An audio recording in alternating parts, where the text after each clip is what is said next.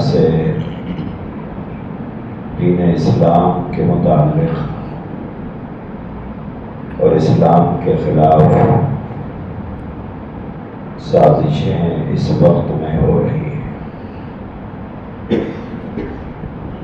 دوستو، ایک بات یاد رکھیے، مخالفت جو ہوتی ہے وہ سامنے سے ہوتی ہے، سازش جو ہوتی ہے وہ پیچھے سے ہوتی ہے۔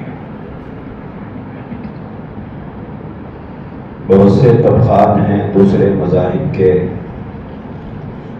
جو اسلام کے مخالف ہیں، وہ کھل کر مخالفت کرتے ہیں،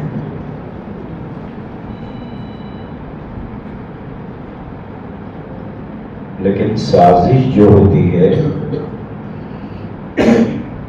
وہ بہت غیر محسوس طریقے سے ہوتی ہے۔ سازش دراصل منافقت کا ایک حصہ ہے۔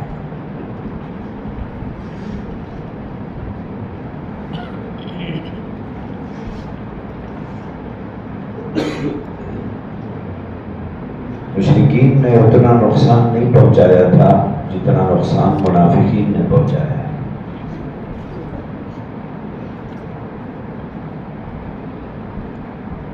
اس وقت آپ کے سامنے مخالفین کی مخالفت کا ذکر نہیں کرنا ہے، بلکہ اسلام کے خلاف جو سازش کی جا رہی ہے اس کا تذکرہ کرنا ہے۔ دارالعلوم دیوبند کے محتمین حضرت اقدس حضرت مفتی عبدالقاسم صاحب نعمانی دامت برکاتہ کا یہ حکم ہے کہ ہر مجلس کے اندر، ہر محفل کے اندر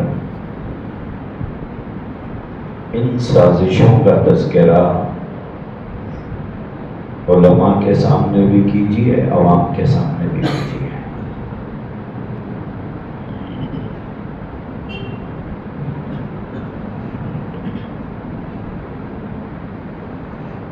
اس وقت میدان میں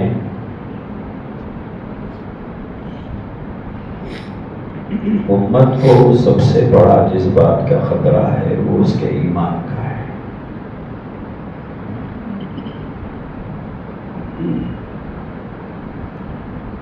اللہ تعالیٰ نے قرآن مجید میں فرمایا وَلَا تَمُوتُنَّ إِلَّا وَأَنْتُمْ مُسْلِمُونَ۔ ایمان والوں سے اور صاحب ایمان سے خطاب کر کے باری تعالیٰ نے یہ فرمایا کہ تمہیں موت نہ آئے مگر اس حال میں کہ تم مسلمان رہو۔ اور ہم سب جانتے ہیں کہ جنت ایمان کا بدلہ ہے، اعمال کا بدلہ نہیں ہے۔ ایمان کے بغیر جنت میں داخلہ ناقابل تصور ہے۔ اس وقت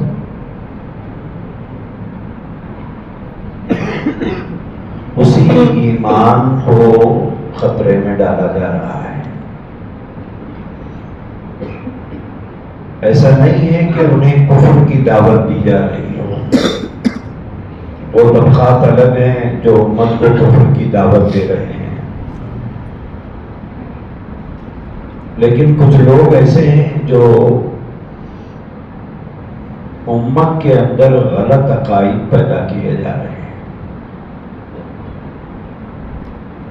وہ عقائد جو اہل سنت والجماعت کے ہیں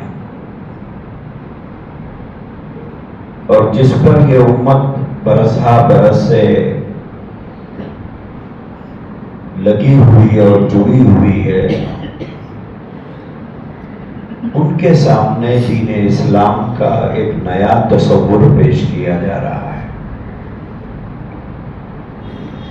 اللہ کی ذات کے بارے میں بھی، نبی رحمت صلی اللہ علیہ وسلم کے متعلق بھی، قرآن مجید کے متعلق بھی، اور دیگر عقائد کے متعلق بھی. وقت بہت کم ہے کہ میں کوئی تفصیل سے آپ حضرات کے سامنے اس موضوع پر گفتگو کروں، لیکن آپ لوگ علماء ہیں، آپ کو اشارہ کرنا کافی ہو جاتا ہے. عام طور پر ہمارا تصور یہ ہے کہ فتنے کہاں ہیں، ہمیں تو نظر نہیں آتے.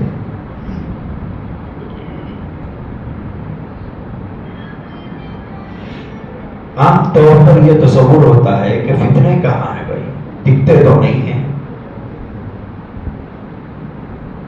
دوستو یہ بات یاد رکھیے کہ سازش جو ہوتی ہے وہ نظر نہیں آتی ہے، سازش کے اثرات نظر آتے ہیں، سازش ہی نظر نہیں آتا.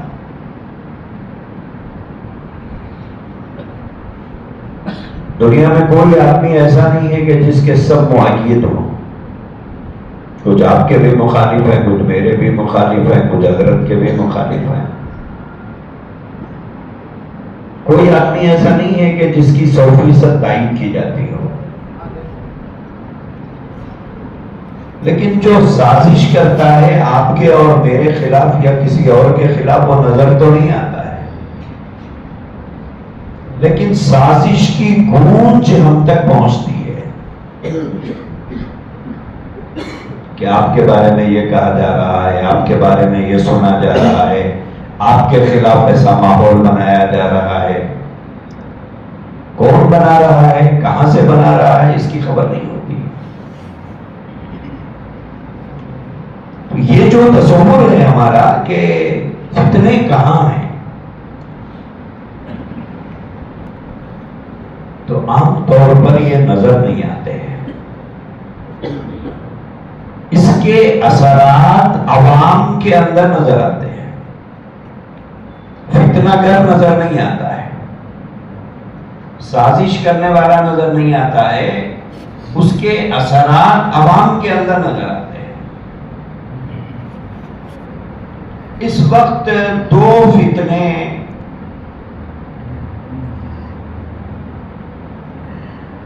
زمین پر محنت کرنے والے ہیں،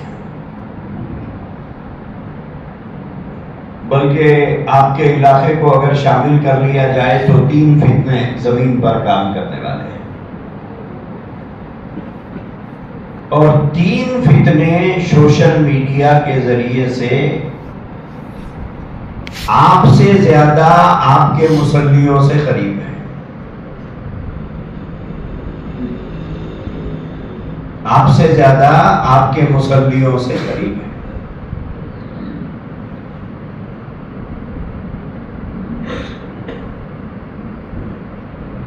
تین زمینی فتنے جس میں ایک قادیانیت ہے.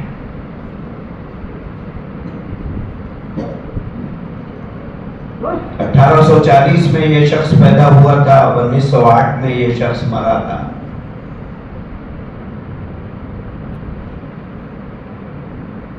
پنجاب کے علاقے میں پیدا ہوا تھا. ہمارا اپنا تصور یہ ہوتا ہے کہ کہاں ہیں یہ لوگ. دنیا کے 110 ملکوں میں رہتے ہیں.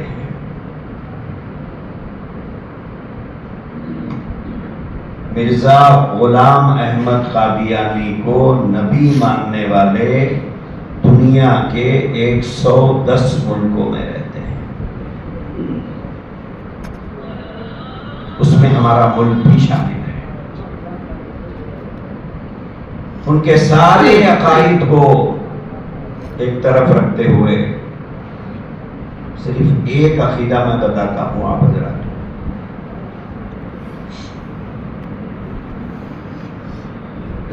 عام طور پر مرزا غلام احمد قادیانی یا قادیانیت کے متعلق عوام اور خواص کی اکثریت یہ سمجھتی ہے کہ حضور اکرم علیہ السلام کے بعد مرزا غلام احمد قادیانی نے نبی ہونے کا دعویٰ کیا، کیونکہ نبوت کا دروازہ بند ہو چکا ہے۔ حضور کے بعد نبوت کا دعویٰ کرنا یہ کفر ہے۔ حضور اکرم علیہ السلام نے فرمایا انا آخر الانبیاء وانتم آخر الامم، کہ میں آخری نبی ہوں، تم آخری امت ہو، میرے بعد کوئی نبی نہیں، تمہارے بعد کوئی امت نہیں، لہذا ایک جھوٹا نبی ہے۔ یہی تصور عام طور پر پایا جاتا ہے، لیکن دوستو مسئلہ یہ نہیں ہے۔ سوال یہاں پر یہ ہے کہ مرزا غلام احمد قادیانی نے حضور کے بعد ایک نئی نبوت کا دعویٰ کیا یا نہیں کیا؟ اکثریت کی معلومات یہ ہے کہ حضور کے بعد اس شخص نے نبی ہونے کا دعویٰ کیا، لہذا ایک الگ نبی ہے۔ لیکن یہ ایک الگ نبوت کا دعویٰ نہیں ہے۔ اس شخص نے اپنی کتابوں کے اندر یہ بات لکھی ہے کہ نبی رحمت صلی اللہ تعالی علیہ وآلہ وسلم کی 2 بعثتیں اللہ نے رکھی تھی۔ پہلی بعثت آپ کی مکۃ المکرمہ میں ہوئی، اس وقت آپ محمد رسول اللہ کہلائے، لوگوں کے درمیان آپ کا تعارف محمد ابن عبداللہ کی حیثیت سے تھا، اور حضور اکرم علیہ السلام کی دوسری بعثت اللہ تبارک و تعالیٰ نے میری شکل میں فرمائی۔ اس نے یہ لکھا ہے کہ میں حضور کی بعثت ثانیہ کا مظہر ہوں، لہذا آپ پہلی بعثت میں محمد تھے اور دوسری بعثت میں نخل کفر نباشت، دوسری بعثت میں آپ احمد ہیں۔ غلام اس نے نکال دیا، اس نے کہا کہ حضرت عیسیٰ علیہ السلام کی جو بشارت ہے وہ مبشرم برسول یأتی من بعدی اسمہ احمد، اس کا مصداق ہے۔ تو اس نے لکھا کہ پہلی بعثت میں آپ محمد، دوسری بعثت میں آپ احمد۔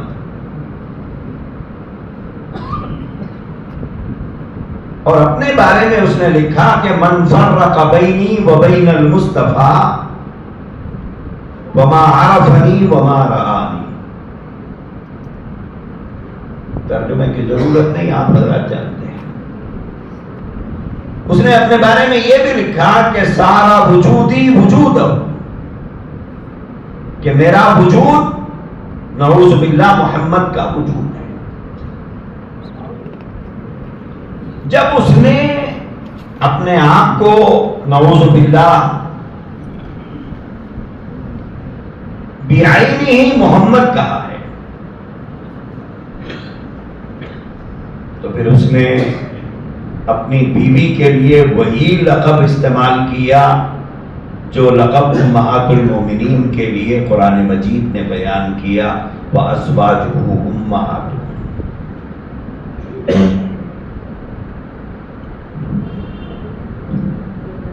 آپ کی صحبت پانے والے ان قدوسین کے گروہ کو، جس کو ہم حضرات صحابہ کے نام سے یاد کرتے ہیں، مرزا غلام احمد قادیانی کی اس جھوٹی نبوت کو قبول کرنے والے کو انہوں نے حضرات صحابہ کا نام دیا۔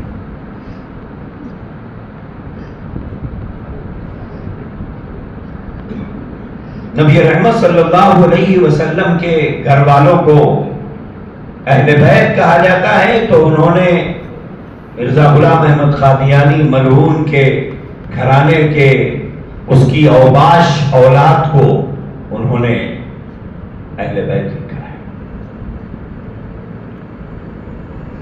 قرآن مجید کی جگہ پر تذکرہ نامی ایک کتاب کو، جس کے اندر اس کے الہام اور کشوف کو جمع کیا گیا ہے، اس کے صفحے اول پر انہوں نے لکھا یعنی وحی مقدس، اور اسی کتاب کے چند صفحے آپ پلٹ کر دیکھیں تو اس میں لکھا ہوا ہے اِنَّا أَنزَلْنَاهُ قَرِيبًا مِنَ الْقَادِيَانِ، اور اس واہیاتی کتاب کے اندر وہ تمام آیات جس میں نبی رحمت صلی اللہ علیہ وسلم کی شان کو، آپ کے مقام کو، آپ کے مراتب کو، اور اللہ کی جانب سے آپ کو جن الفاظ سے مخاطب کیا تھا، وہ ساری چیزوں کو اس نے اپنی جانب منسوب کیا ہے۔ اِنَّا أَعْطَيْنَاكَ الْكَوْثَرَ کہا کہ یہ میرے بارے میں، یا ایھا المزمل یا ایھا المدثر، بولے یہ میرے بارے میں ہے۔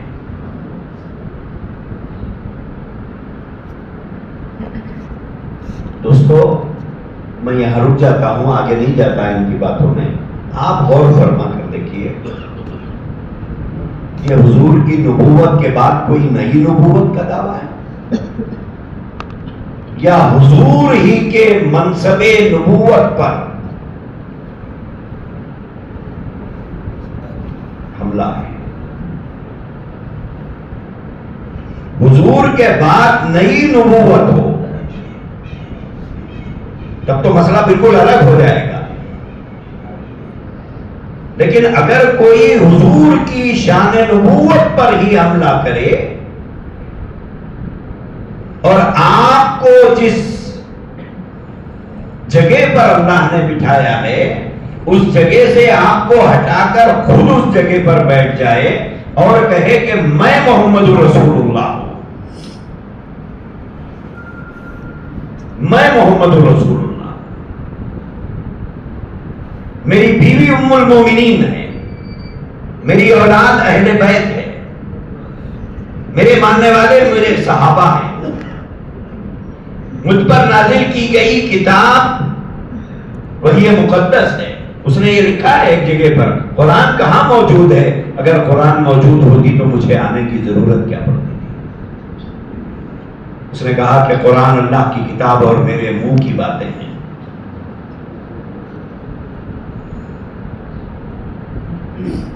قرآن کا بھی انکار، حضور کے منصب نبوت پر ظالمانہ قبضے کا دعویٰ، صحابہ کے تقدس کی پامالی، امہات المومنین کے اس مقدس لقب کو اپنی بیوی کی طرف منسوب کرنا، صحابہ کے مقدس گروہ کے خلاف اس کے ماننے والے بدبختوں کو صحابہ قرار دینا۔ آپ اندازہ کر کے دیکھیے یہ نئی نبوت ہے یا حضور کی تاج ختم نبوت پر حملہ ہے؟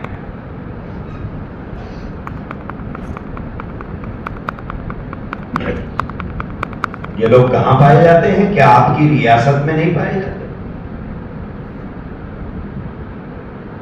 کیا آپ کے صوبے میں نہیں پائے جاتے؟ آپ کے صوبے میں پائے جاتے ہیں اور بڑی تعداد میں پائے جاتے ہیں۔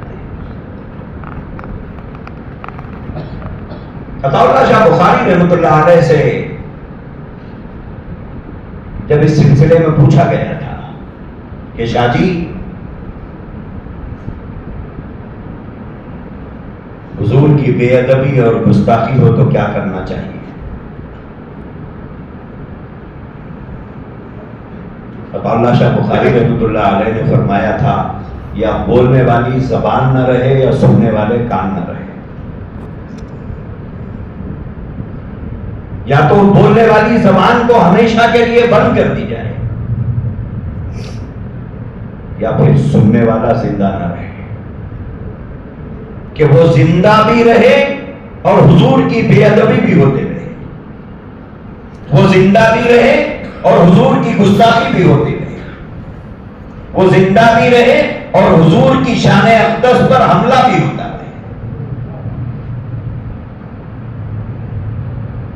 بہت خاموشی کے ساتھ یہ زہر امت میں پھیلایا جا رہا ہے. ایک فتنہ یہ ہے, اور یہ زمین پر محنت کرنے والا فتنہ ہے.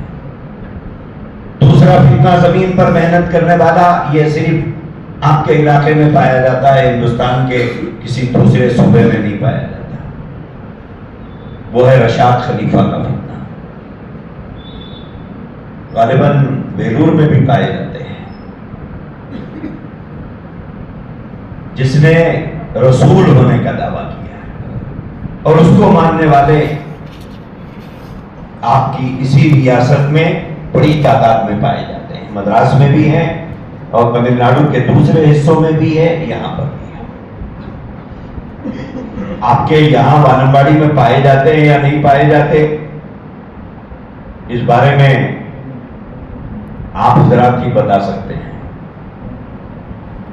لیکن میری گستاخی کو معاف فرمائیں, ہم بلا تحقیق بول دیتے ہیں کہ کوئی نہیں ہے یہاں پر. تحقیق کچھ نہیں ہوتی ہے, ایک اعتماد ہوتا ہے, اور اسی اعتماد کی بنیاد پر ہم کہتے ہیں کہ یہاں پر کوئی نہیں ہے. جو دوسرا فتنہ ہے رشاد خلیفہ کا. تیسرا فتنہ ہے شکیل بن حنیف کا.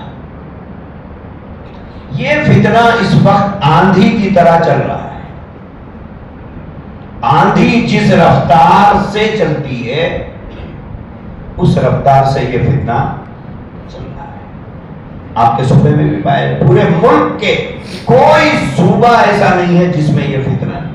کوئی صوبہ ایسا نہیں. بہار کا ایک آدمی ہے, بہار میں پیدا ہوا, بہار میں بڑا ہوا, کام کے سلسلے میں دلی آیا تھا, کما حقہ فائدہ نہیں پہنچا, تو اس شخص نے مذہبی روپ دھار کر مہدی اور مسیح ہونے کا دعویٰ کیا کہ قرب قیامت جس مہدی کے آنے کا حدیثوں میں تذکرہ ہے اور جس عیسیٰ علیہ الصلوۃ والسلام کے نزول کا احادیث کے اندر ذکر ہے, اس سے مراد میں ہوں. مہدی بھی میں ہی ہوں, عیسیٰ بھی میں ہی ہوں. اس وقت میں ملک کے اندر بلا کسی مبالغہ آرائی کے پڑھے لکھے تعلیم یافتہ نوجوانوں کی تعداد ہزاروں میں ہے جو اس وقت میں اس شخص کو عیسیٰ اور مہدی مان رہے ہیں. اور ایک بڑی اکثریت, بلکہ آپ 90% کہہ سکتے ہیں, 90% نوجوان گریجویٹ, پوسٹ گریجویٹ اور ملٹی نیشنل کمپنیوں میں کام کرنے والے نوجوان ہیں.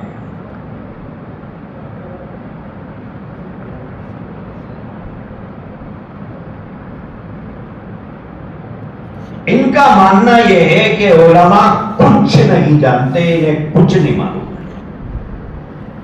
نہ انہیں قرآن کا علم ہے, نہ انہیں حدیث کی فہم ہے, کچھ نہیں. انہیں کچھ نہیں معلوم ہے, اور جو کچھ معلوم ہے اس شخص کو معلوم ہے جو عیسیٰ اور مہدی ہے۔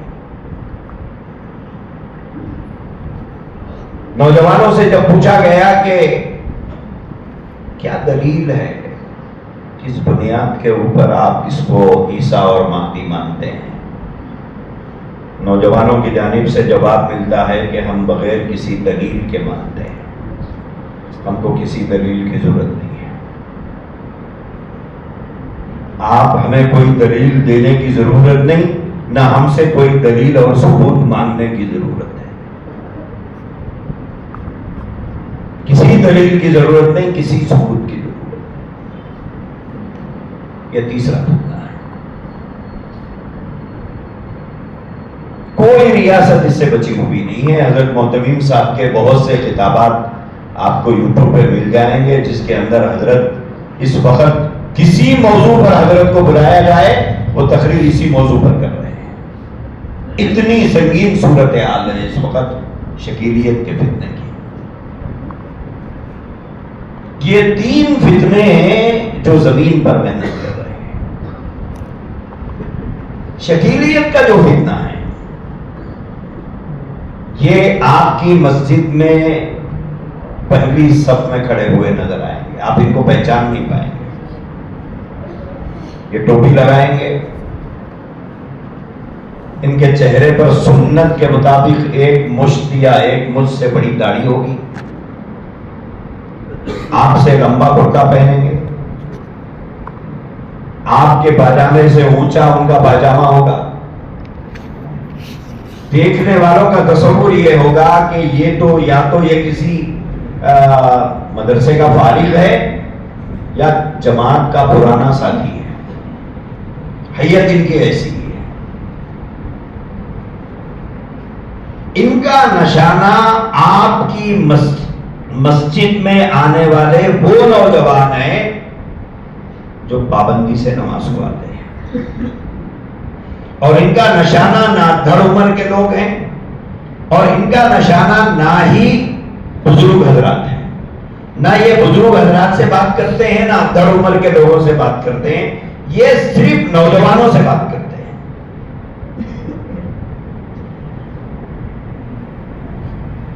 ظہور مہدی، خروج دجال، نزول عیسیٰ، یہ 3 چیزیں ملی ہوئی ہیں، ایک دوسرے سے جڑی ہوئی ہیں۔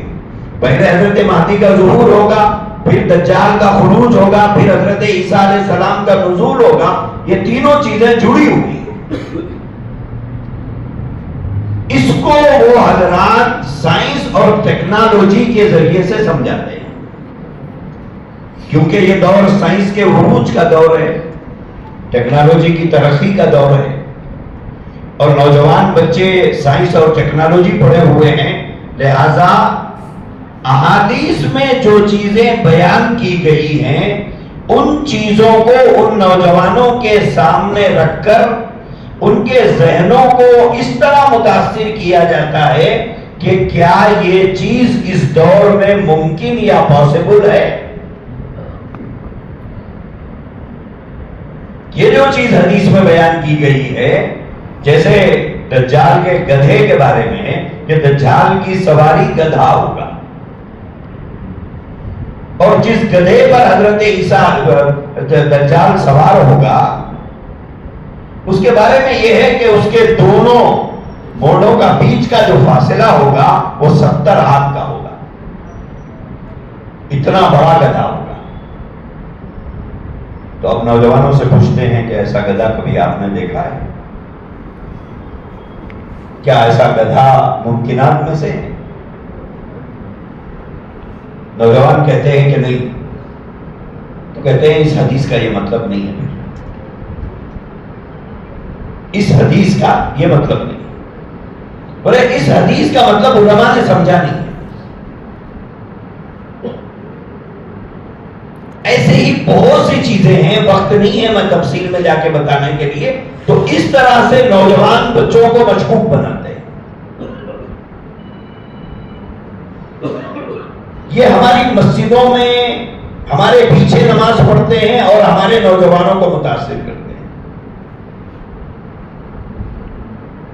اور اکثر یہ لوگ ان نوجوان بچوں کو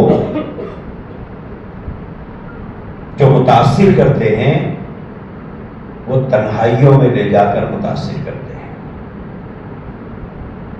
تنہائی میں بات کرتے ہیں۔ آپ اپنی مسجد کے نوجوان بچوں سے تحقیق کر لیں کہ کیا کوئی ایسا آدمی ملا ہے جو آپ سے، جو ظہور مہدی، خروج دجال، نزول عیسیٰ کے سلسلے میں تم سے بات کیا ہے؟ کوئی نوجوان ایسا ملا ہے؟ یہاں نہیں ملا تو چنئی میں ملا کیا؟ وانمباڑی میں نہیں تو کہیں اور ملا کیا؟ ایسا کوئی نوجوان ہے؟ تحقیق تو کیجیے۔ جب پورا ملک متاثر ہو رہا ہے تو ہم اپنے علاقے کے بارے میں بغیر کسی تحقیق کے مطمئن ہونا، دوستو یہ نقصان دہ ثابت ہوگا، یہ نقصان دہ ثابت ہوگا۔ تو یہ 3 فتنے زمین پر کام کرنے والے ہیں: قادیانیت، رشاد خلیفہ اور شکیل بن حنیف۔ اور 3 فتنے براہ راست بغیر کسی واسطے کے آپ کے جیب میں بھی آ رہے ہیں، آپ کے گھر والی کے ہاتھ میں جو فون ہے اس میں بھی آ رہے ہیں، آپ کی اولادوں کے ہاتھوں میں بھی پہنچ رہے ہیں، کیونکہ یہ دور سوشل میڈیا کا ہے۔ سوشل میڈیا کے ذریعے سے یہ فتنے آ رہے ہیں۔ ان میں سب سے پہلا فتنہ ہے فتنہ گوہر شاہی کا۔ آپ حضرات اس فتنے سے کہاں تک واقف ہیں نہیں معلوم ہے۔ یہ فتنہ تصوف کے نام پر چل رہا ہے، طریقت کے نام پر چل رہا ہے، اور سب سے زیادہ اس فتنے میں مبتلا ہونے والے وہ افراد ہیں جن کو تصوف سے لگاؤ ہے، طریقت کی تعلیمات سے جو متاثر ہیں، ذکر و اذکار کی محفلوں میں جو لوگ جاتے بیٹھتے سنتے ہیں، امت کا وہ طبقہ سب سے زیادہ اس فتنے سے متاثر ہے۔ سوشل میڈیا کے یہ 3 فتنے، یہ تینوں پڑوسی ملک کے ہیں جو سوشل میڈیا کے ذریعے سے امپورٹ ہو کر یہاں آ رہے ہیں، کیونکہ نوجوانوں کا، خواتین کا، اگر آپ اجازت دیں تو بشمول علماء کا طبقہ اس کا زیادہ تر وقت اسی پہ گزر رہا ہے۔ ہمارا زیادہ تر وقت اسی میں گزر رہا ہے۔ وہ کسی نے لکھا ہے کہ بولے وہ بچے کا ڈائپر اور واٹس ایپ دونوں بار بار چیک کرتے رہنا پڑتا ہے، ہر تھوڑی دیر میں کچھ آیا کیا، کچھ آیا کیا۔ وہی صورتحال ہوگی، ہر تھوڑی دیر کو ہم نکال کے دیکھ رہے ہیں، ہر تھوڑی۔ آپ مسجدوں میں دیکھے ہوں گے کہ جیسے ہی سلام پھیرتے ہیں فوراً آدمی فون نکال کے دعا سے پہلے بھی دیکھ لیتا ہے۔ تو اتنا لگاؤ اور اتنا ہم کو الجھا دیا گیا ہے اس کے اندر۔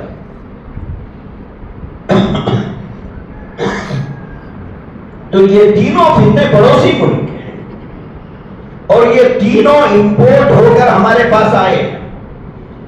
ان میں سب سے خطرناک فتنہ وہ فتنہ گوہر شاہی کا ہے۔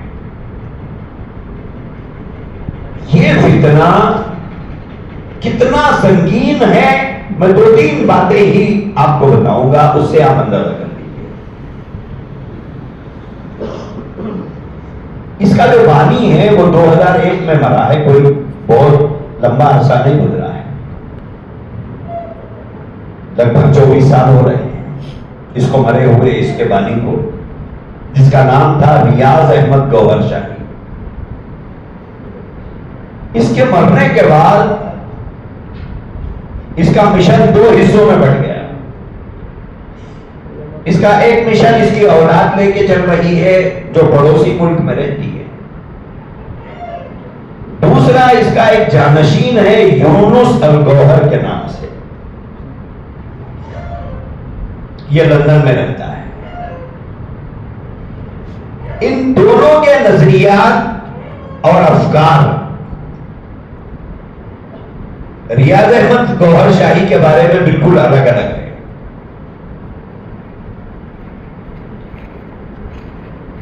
لیکن دونوں میں صحیح کوئی نہیں ہے.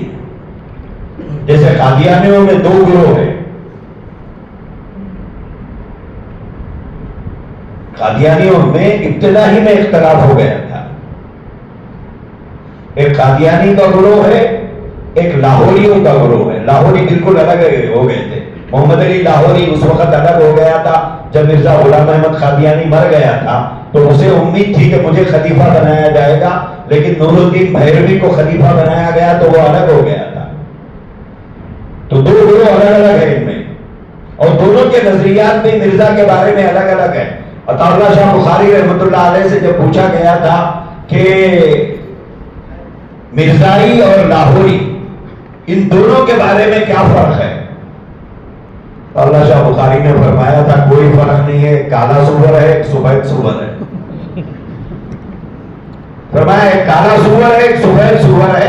بالکل یہی کیفیت یہاں پر ہے.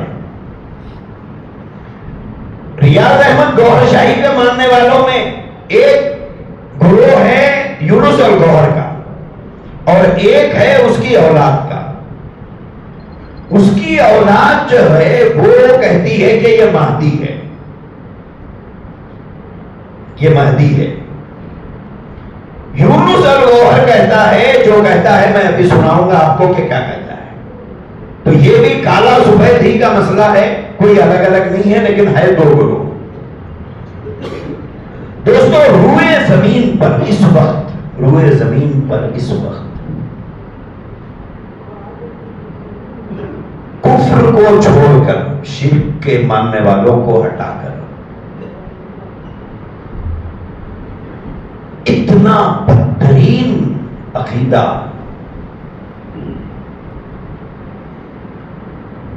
کسی گروہ کے اندر نہیں پایا جاتا جو ریاض احمد گوہر شاہی کو ماننے کے سلسلے میں یونس الگوہر بیان کرتا ہے.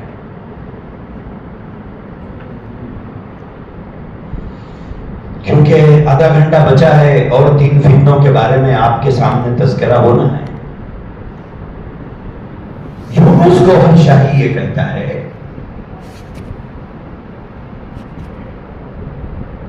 شریعت الگ ہے، طریقت الگ ہے.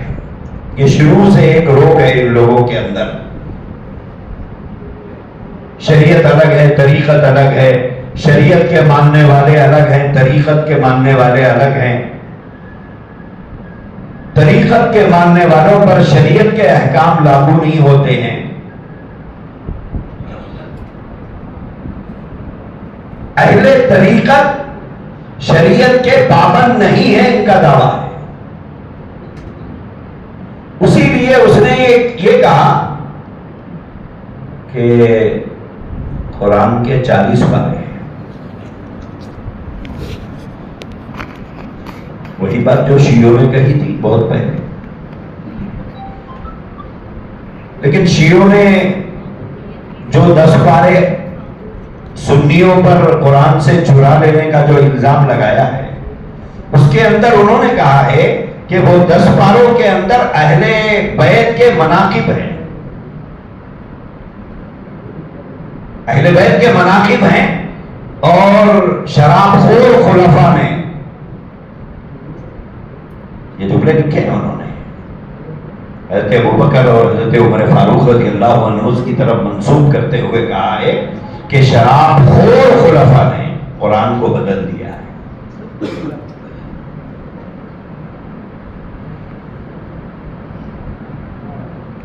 تو وہ 10 پاروں میں کیا ہے؟ بولے اس کے اندر اہل بیت کے مناقب ہے، یہ ان کا کہنا ہے. 40 پاروں کا جو دعویٰ یونس گوہر نے کیا ہے، اس نے یہ کہا ہے کہ 30 پارے عوام کے لیے ہیں، 10 پارے خواص کے لیے ہیں،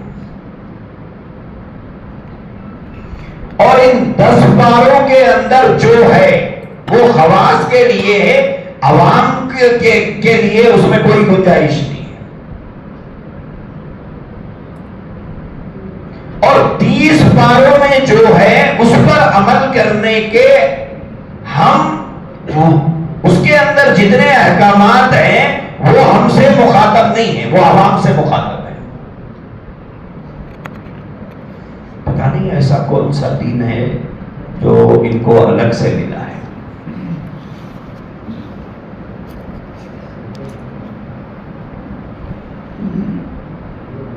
لہذا 10 پاروں پر وہ عمل کرتے ہیں، اور اس کا دعویٰ یہ ہے کہ یہ 10 پارے نازل کس پہ ہوئے ہیں؟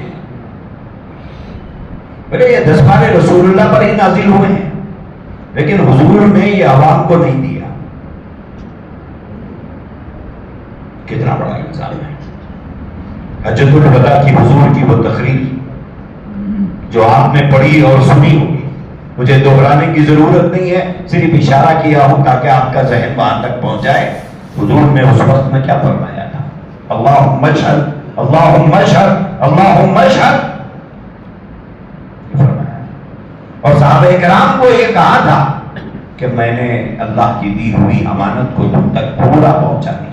اور یہ بدبخت کہتا ہے کہ 10 پارے جو حضور کے قلب پر نازل ہوئے وہ 10 پارے حضور نے امت کے حوالے نہیں کیا، حضور سے حضرت علی کو پہنچے، حضرت علی کے ذریعے سے یہ سینہ بسینہ منتقل ہوتے ہوئے امت تک جا رہے ہیں۔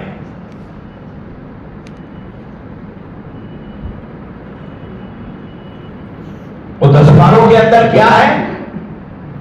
کہتا ہے کہ وہ 10 پاروں میں یہ ہے کہ 30 پارے کہتے ہیں کہ نماز پڑھو ورنہ گنہگار ہوگے، اور 10 پارے کہتے ہیں کہ نماز پڑھے گا تو گنہگار ہوگا۔ 30 پارے یہ کہتے ہیں، اس میں یہ لکھا ہوا ہے کہ روزے میں اگر کھائے پیے گا تو روزہ ٹوٹ جائے گا، اور 10 پارے یہ کہتے ہیں کہ کھاؤ پیو، اس سے روزے پہ کوئی فرق نہیں پڑے گا۔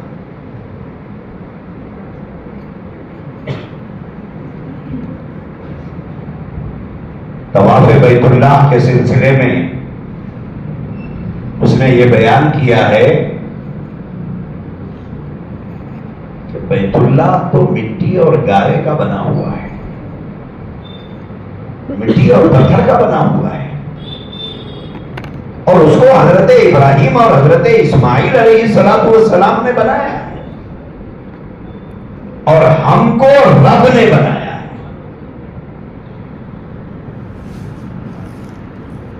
بیت اللہ کو حضرت ابراہیم اور حضرت اسماعیل نے بنایا ہے، اور ہم کو رب نے بنایا ہے۔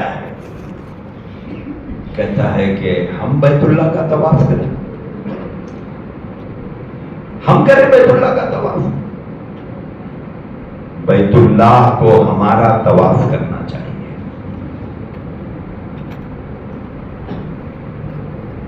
یہ موٹی موٹی چند باتیں میں نے آپ کو بتائی، اب آخری بات سن لیجئے، اس کے بعد فیصلہ کر لیجئے۔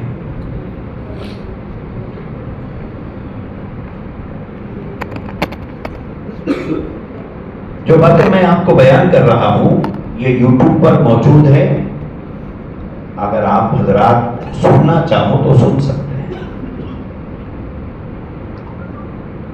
نہ سنیں تو بہتر ہے، لیکن سننا چاہو تو سن بھی سکتے ہیں۔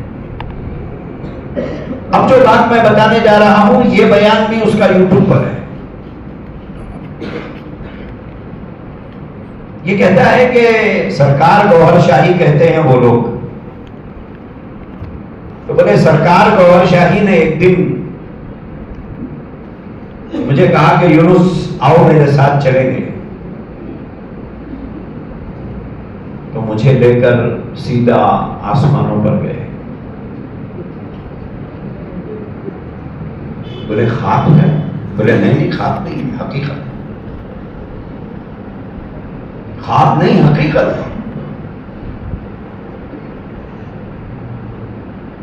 اس بدبخت کے لیے پہلے سے کوئی کرسی وہاں پر رکھا ہوا تھا، تو بولے وہاں ایک کرسی تھی، سرکار گوہر شاہی نے مجھ سے کہا کہ تم یہاں بیٹھ جاؤ، تو میں وہ کرسی پر بیٹھ گیا اور سرکار گوہر شاہی اس جانب چلے گئے۔ میرے سامنے حجابات تھے سارے۔ تھوڑی دیر کے بعد بڑی غرور اور تکبر کی چال چلتے ہوئے ایک ذات پردوں کو ہٹاتے ہوئے میرے سامنے نمودار ہوئی اور مجھ سے کہا کہ یونس میرے ساتھ آؤ۔ تو میں اس ذات کے ساتھ پیچھے پیچھے چلا، تو میں کیا دیکھتا ہوں، وہ ذات مجھے ایسی جگہ لے کر گئی کہ سرکار گوہر شاہی عرش پر بیٹھے ہوئے ہیں۔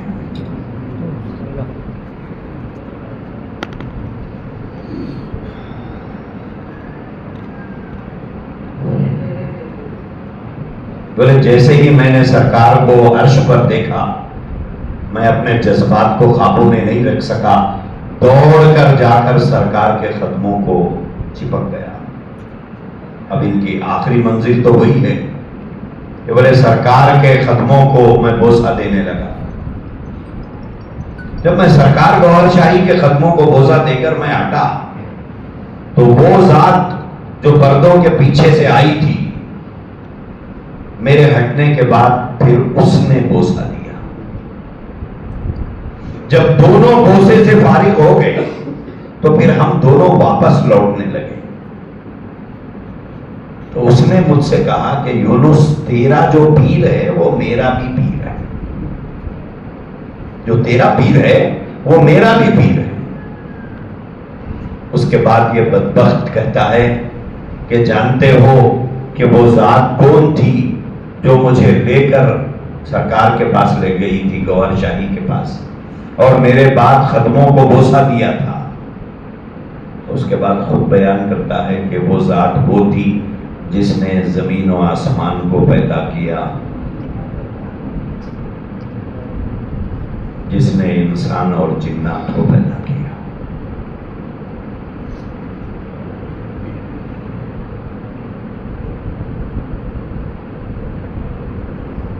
اس کے بعد یہ کہتا ہے جب یہ بات واضح ہو گئی کہ سرکار گوہر شاہی اس کا بھی پیر ہے، تو یہ بات بالکل عیاں اور واضح ہو چکی ہے کہ ریاض احمد گوہر شاہی رب الارباب ہے۔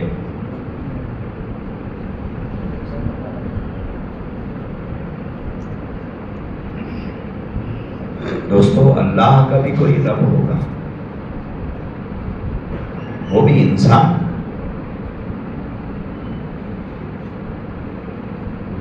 آج کے دن بھی اس کے بیوی بچے موجود ہیں پڑوسی ملک کے اندر۔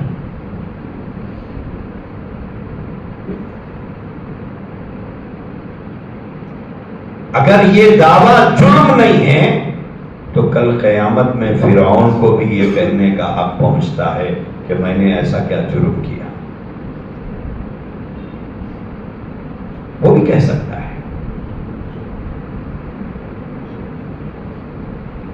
اب آگے یہ کہتا ہے کہ جب یہ ثابت ہو چکا کہ سرکار گوہر شاہی رب الارباب ہے، تو پھر اب لا الہ الا اللہ کی تبلیغ شرک ہے۔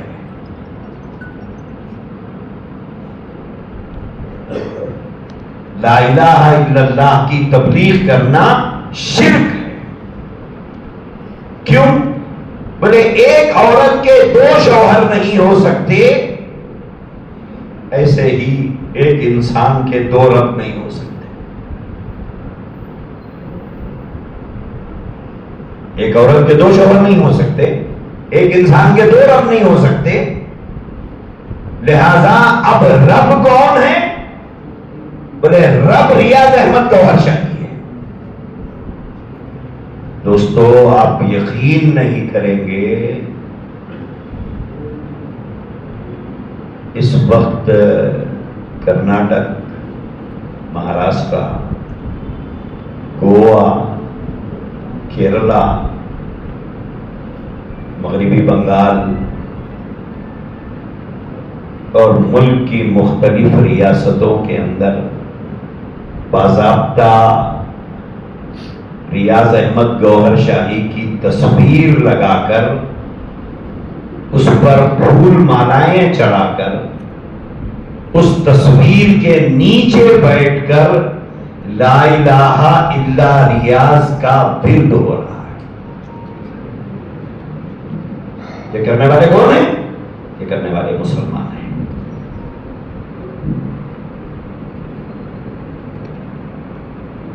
باضابطہ لا الہ الا ریاض کا ورد ہو رہا ہے. اس بدبخت نے یہ کہا ہے کہ اگر محمد رسول اللہ صلی اللہ علیہ وسلم بھی اگر آج موجود ہوتے،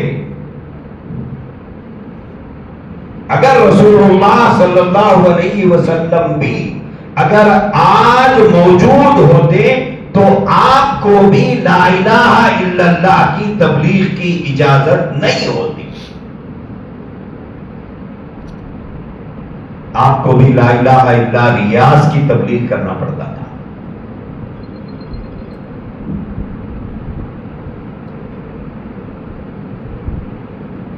یہ ہے وہ فتنہ جو سوشل میڈیا کے ذریعے سے براہ راست آپ کے گھر والوں کے ہاتھوں میں، آپ کے نسلوں کے ہاتھوں میں، آپ کے مسجد کے مصلیوں کے ہاتھوں میں، آپ کا جمعہ کا خطاب سننے والوں کے ہاتھوں میں، آپ کے رشتہ داروں کے ہاتھوں میں، آپ کے عزیزوں اور آپ کے پڑوسیوں کے ہاتھوں میں پہنچ رہا ہے.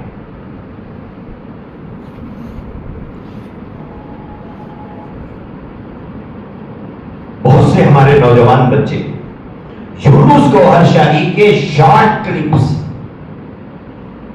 اپنے فون کی ڈی پی پر رکھ رہے ہیں، اس کی تصویریں رکھ رہے ہیں اور ایک دوسرے کو فارورڈ کر رہے ہیں. کیوں؟ اس لیے کہ واقف نہیں ہے. تصوف کے نام پر اس کی جو تقریریں ہوتی ہے، اس کے اندر کے جو شارٹ کلپس ہوتے ہیں وہ بنا کر اس کو وائرل کیا جا رہا ہے.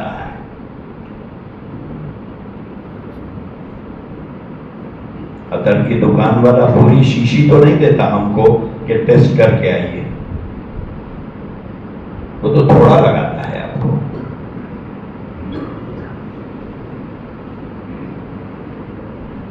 آپ اسے رگڑ رگڑ کر گھر جانے تک خوشبو سونگتے رہتے ہیں، آ رہی نہیں آ رہی، آ رہی نہیں آ رہی. تو وہ ایک بوند میں آپ کو گرفتار کرتا ہے.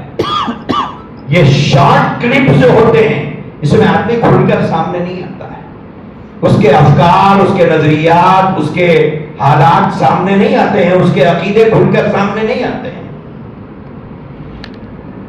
لہذا ہمارے نوجوانوں کی ایک بڑی تعداد اور خواتین کی اکثریت ذکر اور سلوک اور تصوف سے رغبت رکھنے والوں کا ایک بڑا گروہ اس وقت یونس گوہر شاہی کا شکار ہے. باضابطہ انہوں نے کلمے میں سے الا اللہ کو نکال دیا ہے.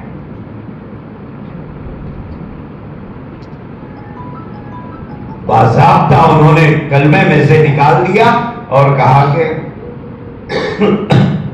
ہم الا اللہ نہیں پڑھیں گے، الا ریاض پڑھیں گے. حجر اسود کے بوسے کے سلسلے میں اس شخص نے یہ کہا وہ ایک پتھر ہے، اس کو بوسہ دینا کیا معنی رکھتا ہے؟ وہ تو ایک پتھر ہے، اس پتھر کو بوسہ دینا کیا معنی رکھتا ہے؟ اسلام تو پتھر کی پوجا سے منع کرتا ہے. رسول اللہ صلی اللہ علیہ وسلم نے مشرکین کو جس چیز سے منع کیا تھا وہ پتھروں کا احترام ہی تو تھا. پتھروں کے تقدس کو ان کے دلوں سے نکالنا تھا. تو پھر بیت اللہ کے اندر یہ پتھر کیا معنی رکھتا ہے؟ بولے آج تک یہ راز راز رہا، آج یہ راز میں فاش کرتا ہوں، کہہ کر وہ کہتا ہے کیوں تمام انبیاء کرام بشمول محمد رسول اللہ صلی اللہ علیہ وسلم نے حجر اسود کا بوسہ لیا؟ حجر اسود کے بوسے کی اصل وجہ یہ ہے کہ سرکار گوہر شاہی کی اس کے اندر تصویر موجود ہے. وہ بوسہ حجر اسود کو نہیں ہے، سرکار گوہر شاہی کو بوسہ. خود محمد رسول اللہ نے بوسہ دیا تو حجر اسود کو نہیں دیا.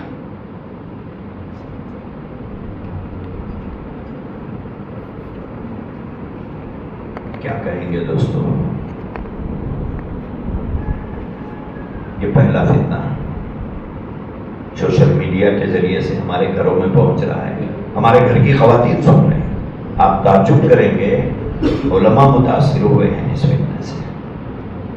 علماء متاثر ہوئے ہیں، علماء کے گھرانے متاثر ہوئے ہیں، علماء کی اولادیں متاثر ہوئی ہیں.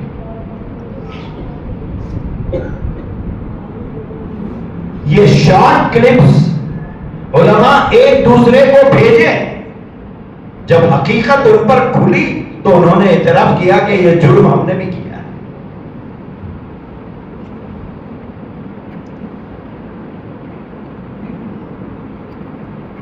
دوسرا سوشل میڈیا کا فتنہ، انجینئر محمد علی مرزا کا.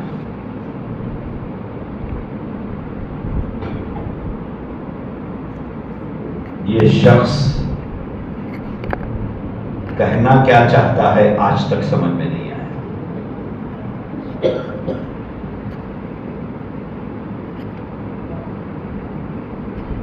یہ شخص صحابہ کی زندگی کو نشانہ بناتا ہے. بہت سی باتیں کہتا ہے. یہ تو غیر مقلدین کے خلاف بھی بولتا ہے، بریلوی حضرات کے خلاف بھی بولتا ہے، اور یہ شیعوں کے خلاف بھی بولتا ہے، بہت سے لوگوں کے خلاف بولتا ہے. اسی میں سے یہ حضرات صحابہ کے خلاف اپنی زبان دراز کرتا ہے. اس کے اندر رافضیت بہت زیادہ پائی جاتی ہے. رافضیت بہت زیادہ پائی جاتی ہے. اس شخص نے حضرت امیر معاویہ رضی اللہ تعالیٰ عنہ کے بارے میں کہا کہ اگر میں اس وقت موجود ہوتا جب جنگ جمل اور جنگ صفین ہوئی تھی، اگر میں اس وقت ہوتا تو میں حضرت علی کے ساتھ ہوتا رضی اللہ تعالیٰ عنہ، اور امیر معاویہ میری تلوار سے بچ نہیں پاتے تھے. لیکن کیونکہ میں اس دور میں موجود نہیں تھا، امیر معاویہ رضی اللہ عنہ میری تلوار سے بچ گئے، لیکن اب میری زبان سے نہیں بچ پائیں گے. حضرت امیر معاویہ، حضرت فاتح مصر حضرت عمرو بن العاص رضی اللہ عنہ، حضرت مغیرہ بن شعبہ رضی اللہ تعالیٰ عنہ، اور فتح مکہ کے بعد اسلام لانے والے وہ تمام لوگ جن کو ہم صحابہ مانتے ہیں، ان کو تو یہ مسلمان بھی ماننے نہیں جاتے.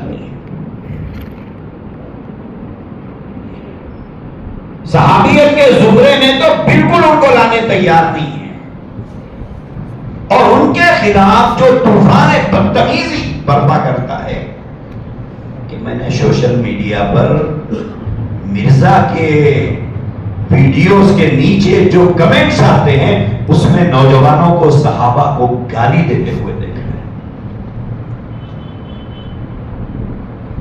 ایک منفی سوچ حضرات صحابہ کے بارے میں نوجوانوں میں یہ پیدا کر رہا ہے.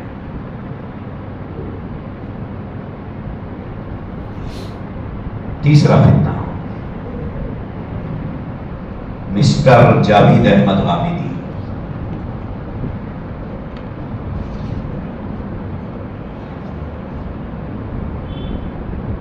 بہت سے لوگ ان سے بڑے متاثر ہیں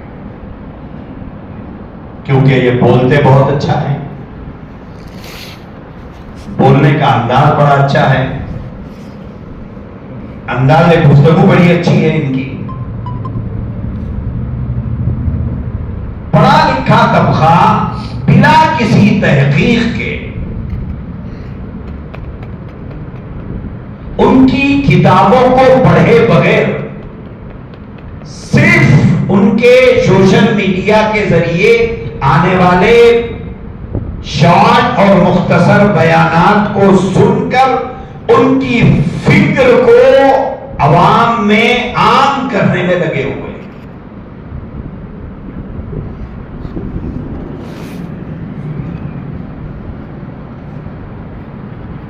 جاوید احمد غامدی صاحب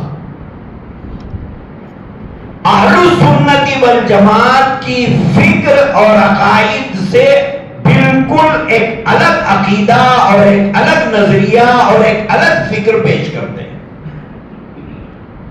ان کی فکر اہل السنت والجماعت کی فکر سے میل نہیں کھاتی ہے. اور اہل السنت والجماعت کے اکابر موجودہ دور سے لے کر قرون اولا تک کے جتنے اکابر ہیں ان میں سے کسی پر انہیں اعتماد نہیں ہے.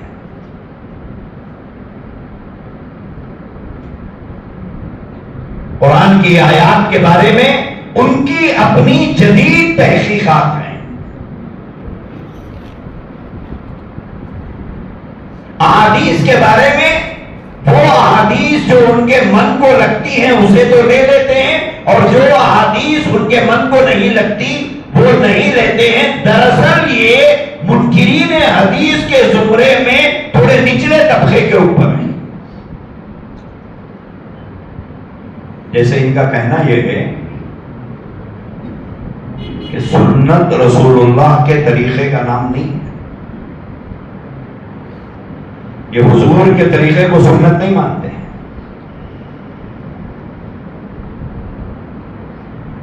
ان کا کہنا یہ ہے کہ سنت رسول اللہ سنت نہیں ہے.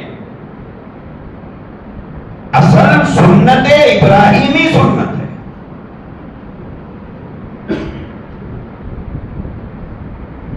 حضور کی سنت کا نام سنت نہیں ہے. دراصل سنت ابراہیمی کا نام سنت ہے اور وہ کل 27 ہے.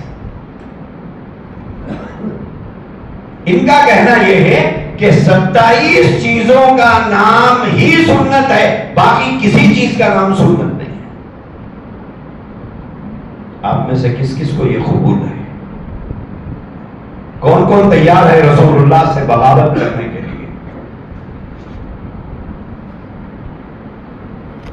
ان کا ماننا یہ ہے کہ صرف 27 چیزوں کا نام سنت ہے, باقی کسی چیز کا نام سنت نہیں ہے. وقت نہیں ہے لیکن میں 2-4 منٹ ادھر ادھر ہوں گے, برداشت کر لیجئے. اس وقت دنیا میں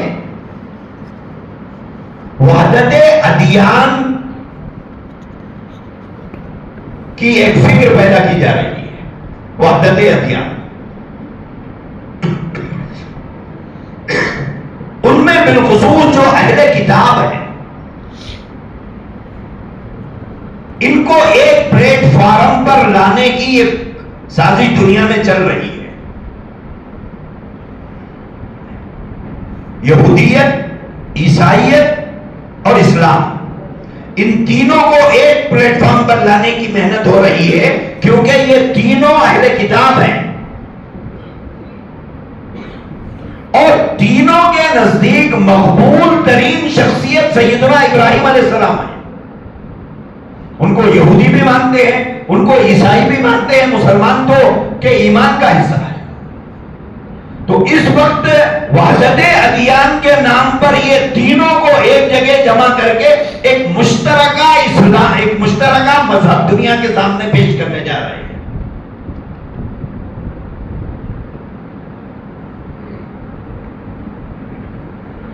اس کی یہی وجہ ہے کہ بیت اللہ کے جمعہ کے خطبوں سے یہودیت پر, نصرانیت پر بددعائیں ختم ہو گئی ہیں, ختم ہو گئی.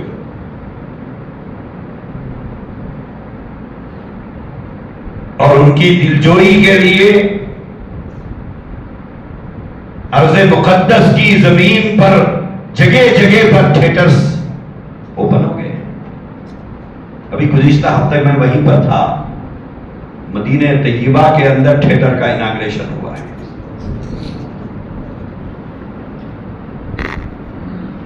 تو یہ وحدت ادیان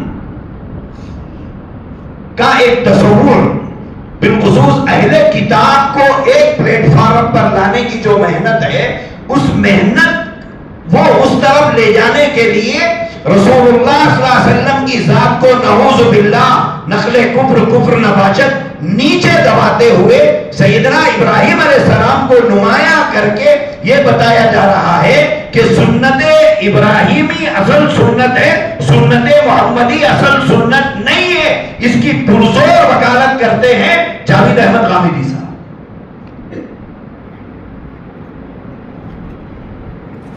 جس کو رسول اللہ نہیں چاہیے وہ جا سکتے ہیں غامدی صاحب کے پاس، جا سکتے ہیں۔ فمن شاء فلیؤمن ومن شاء فلیکفر،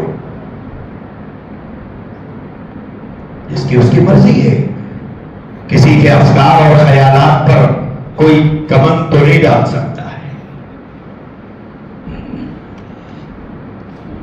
جاوید احمد غامدی صاحب کا مختصر سا تعارف کے لیے آپ کو یہ کافی ہے کہ وہ اللہ کے نبی کی سنت کو سنت ماننے تیار نہیں۔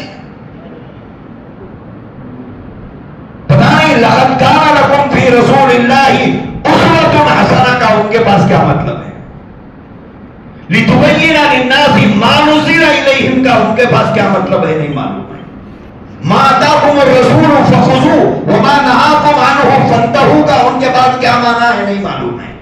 ترکت فیکم امرین لن تضلوا ما تمسکتم بہما کتاب اللہ و سنت رسولہ کا کیا مطلب ہے۔ فمن رغب عن سنتی فلیس منی کا ان کے پاس کیا معنی ہے۔ افسوس اس بات کا ہے کہ آج کچھ لوگوں کو برا لگ رہا ہے کہ جاوید احمد غامدی کے خلاف کیوں بول رہے ہیں۔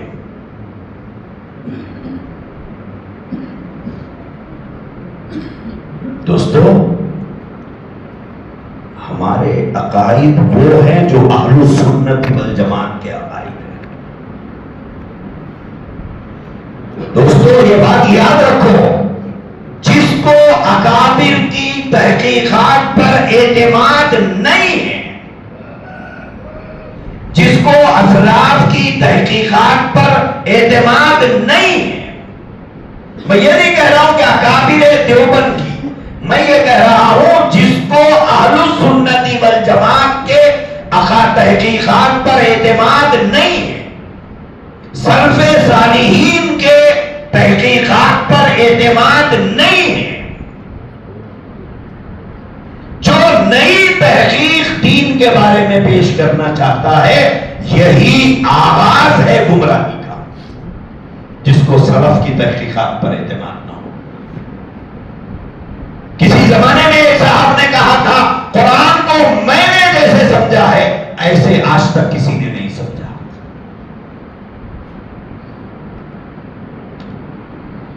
آج یہ شخص اسی جماعت کا خوشاچی تھا کبھی، آج اس نے ایک نئی تحقیق پیش کی اور یہ کہا کہ اصل سنت سنت ابراہیمی ہے، سنت رسول اللہ نہیں ہے۔ سوچ کے دیکھیے بزرگ علماء کرام، اگر یہ فکر دنیا میں عام ہو جائے تو کتنوں کا رشتہ محمد رسول اللہ سے کٹ جائے گا۔ پتہ نہیں وہ کون سے سینے ہیں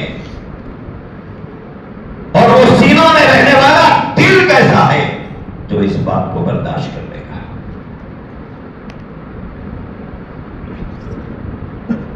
یہ ہے وہ سوشل میڈیا کا زہر۔ کرنا کیا ہے؟ سوال یہ ہے کہ کرنا کیا ہے؟ مفتی اقبال صاحب دامت برکاتہم نے شروع میں کہا تھا العلماء ورثۃ الانبیاء،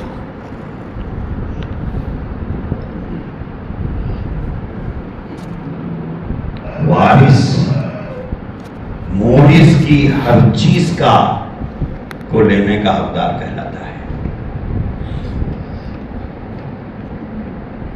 رسول اللہ صلی اللہ علیہ وسلم نے منصب تدریس اور منصب امامت، یہ دو ہی ہمیں دے کر نہیں گئے۔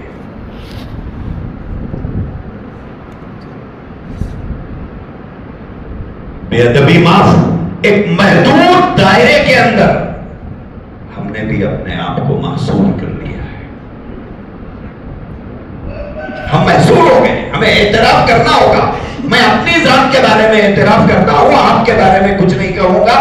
ہم آج یا تو مسند تدریس کے منصب میں محصور ہو کے رہ گئے ہیں، یا پھر امامت کے دائرے کو اپنے اطراف کھینچ کے ہم خاموش ہو گئے ہیں۔ باقی ذمہ داریوں سے ہم نے فرار اختیار کیا ہے۔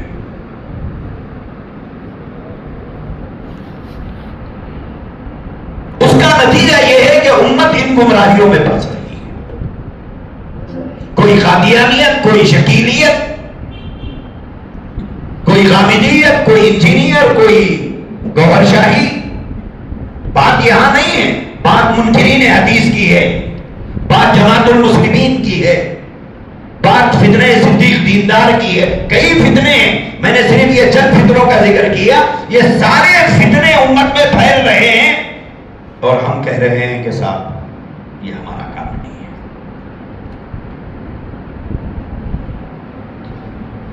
تو پھر کیا ہم کو یہ کہنے کا حق پہنچتا ہے کہ ہم نبی کے وارث ہیں؟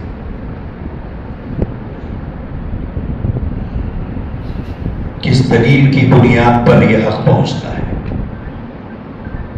کہ ہم اپنے آپ کو ایک محدود دائرے کے اندر محصور کر کے رکھیں اور یہ کہیں العلماء ورثۃ الانبیاء، نبی کے وارث ہونے کے سارے اعزازات مجھے حاصل ہونا چاہیے کیونکہ میں نبی کا وارث ہوں؟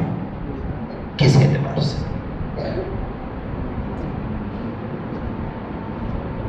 آپ اگر جب اس فیلڈ میں اتریں گے ارتداد کے خلاف کام کرنے کے لیے، تب آپ کو پتا چلے گا کتنے لاکھوں لوگ، ہزاروں نہیں، کتنے لاکھوں لوگ جو کل تک دامن محمد رسول اللہ سے وابستہ تھے، آج تو محمد رسول اللہ سے بغاوت کر چکے ہیں۔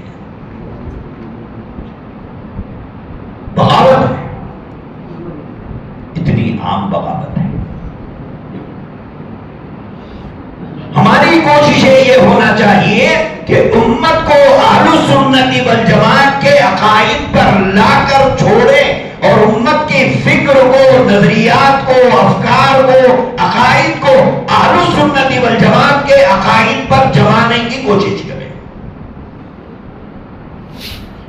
اگر سلف صالحین کی تحقیقات پر سے اعتماد اگر ختم ہو گیا تو پھر یہ امت گمراہی سے نہیں بچ سکتی۔ اسی لیے اللہ کے نبی نے فرمایا بدا الاسلام غریبا وسیعود کما بدا فتوبى للغرباء۔ دین شروع میں اجنبی تھا، پھر ایک بار اجنبی ہو گیا۔ آج کون پوچھ رہا ہے؟ میرا منصب، میرا عہدہ، میرا رتبہ، میرا مرتبہ، میری فکر، بس اسی میں ہم لگے ہوئے ہیں۔ اور امت کئی میدانوں میں کام کرنے والے افراد کی سازشوں کا شکار ہو کر رسول اللہ کے باغی صحابہ کو گالی دیتے ہیں۔ دوستو، ضرورت اس بات کی ہے کہ آپ کے پاس قادیانیت ہے یا نہیں ہے، مجھے اس سے کوئی لینا دینا نہیں ہے۔ شکیلیت ہے یا نہیں ہے، اس سے مجھے کوئی لینا دینا نہیں ہے۔ میں آپ سے یہ کہنا چاہتا ہوں، جس وقت اللہ کے نبی نے فتنوں کے خلاف صحابہ کو بتایا تھا، اس وقت دنیا میں کون سے فتنے تھے؟ کون سے فتنے تھے؟ آج لوگ کہتے ہیں کہ صاحب فتنے نہیں ہے، کیوں بیان کریں؟ میں آپ سے پوچھتا ہوں کہ جس زمانے میں اللہ کے نبی نے صحابہ کو بتایا تھا تو اس زمانے میں کون سے فتنے تھے؟ کوئی فتنہ نہیں تھا۔ لیکن قیامت تک آنے والے فتنوں کے سلسلے میں اللہ کے نبی نے آگاہ کیا تھا۔ آج ضرورت ہے، میں آپ سے ایک سوال پوچھتا ہوں کہ کوئی کسی مسجد میں 10 سال سے، 20 سال سے، 30 سال سے، جیسے میں 30 سال سے خطیب ہوں ایک مسجد میں، میری عمر کے تقریباً لوگ یہاں پر ہوں گے، وہ بھی تقریباً اتنے ہی سال سے خطیب ہوں گے۔ آپ سے پوچھنا چاہتا ہوں، جمعہ کے دن 30 سال سے جو ہمارا بیان سن رہے ہیں، کیا وہ حضرت مہدی کے متعلق جانتے ہیں؟ دجال کے مطابق ان کو واقفیت ہے؟ حضرت عیسیٰ علیہ السلام کے نزول سے متعلق جو باتیں اللہ کے نبی نے بتائی ہے وہ جانتے ہیں؟ ہم نے کبھی بتایا ہی نہیں۔ اگر آپ مجھے معاف کریں تو ایک جملہ کہنا چاہتا ہوں کہ ہمارے ممبر و محراب سے عقائد کی گفتگو بالکل ختم ہو گئی، نہ کے برابر ہو گئی، صرف اصلاح معاشرہ کی بات ہو رہی ہے۔ آپ بریلوی مکتب فکر کی طرف چلے جائیں، عنوان چاہے کوئی بھی ہو، بات عقیدے کی کریں گے۔ برس سے شکیلیت کے خلاف کام کر رہے ہیں، ایک بریلوی نہیں ملا شکیلی ہوا، سب ہمارے اپنے ہیں۔ ایک بریلوی نہیں ملا جو شکیلی ہوا، سب کون ہیں؟ ہمارے اپنے مکتب فکر کے، اور ہمارے اپنے مکتب فکر کی جو جماعت ہے جو دنیا بھر میں کام کرتی ہے، اس کے تربیت یافتہ ہیں 90%۔ کیوں؟ اعمال پر ابھار دیا، عقائد سے پیدل کر دیا۔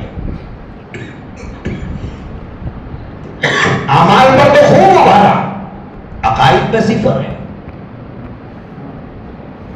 تو دوستو، ضرورت اس بات کی ہے کہ آپ کسی فتنے کا نام لیے بغیر بھی ختم نبوت کے عقیدے کو بیان کر سکتے ہیں۔ بعض لوگ کہتے ہیں کہ نہیں، ختم نبوت کا تعارف، قادیانیت کی بات کریں گے تو قادیانیت کا انٹروڈکشن ہوگا، تعارف ہوگا۔ ابو لہب کا تذکرہ تعارف کے لیے ہوا ہے قرآن میں، فرعون کا تذکرہ تعارف کے لیے ہوا ہے قرآن میں، قارون کا تذکرہ اللہ نے تعریف کے طور پر کیا ہے۔ سب یہ غور کیجیے، ضرورت ہے امت کو عقائد بتانے کی، جمعہ کے بیانات میں خواتین کو بچانے کی ضرورت ہے، نوجوانوں کو سمجھانے کی ضرورت ہے۔ اور آپ کو بالکل پتہ نہیں چلے گا کہ کون قادیانیت سے متاثر ہے، کون شکیلیت سے متاثر ہے، کون غامدیت سے متاثر ہے، کون انجینئر کو سن رہا ہے، کون گوہر شاہی کو فالو کر رہا ہے، آپ کو بالکل خبر نہیں۔ جب آپ کام کرنے کے لیے میدان میں اتریں گے تب پتہ چلے گا۔ جب ہٹ گھر کے کونے کونے میں ماریں گے تو جھنگور باہر آئیں گے۔ تو ضرورت ہے اس بات کی، اکابر دیوبند کی بالخصوص حضرت محتمیم صاحب دامت برکاتہ ان کی ہدایت تھی کہ جہاں پر بھی جاؤ ان فتنوں کے خلاف پہلے علماء کو کھڑے کرو، اپنی برادری کو کھڑے کرو۔ اس ذمہ داری کو بحیثیت ایک عالم ہونے کے آپ محسوس فرمائیں اور اس ذمہ داری کو ادا کرنے کی فکر کریں، شہر سے لے کر دیہات تک۔ صرف شہر ہی نہیں ہے، شہر سے لے کر آپ کے وانیم باڑی کے تحت جتنے دیہات آتے ہیں ان دیہاتوں میں رہنے والے مسلمانوں تک ضروریات دین کا پہنچانا آپ کی اور میری سب کی ذمہ داری ہے۔ اللہ تبارک و تعالی آپ کو، مجھے اور ہر صاحب ایمان کو اس بات کی توفیق عطا فرمائے کہ اسلام کی اشاعت کے ساتھ ساتھ اسلام کی حفاظت کا ہم کام کریں۔ وآخر دعوانا الحمد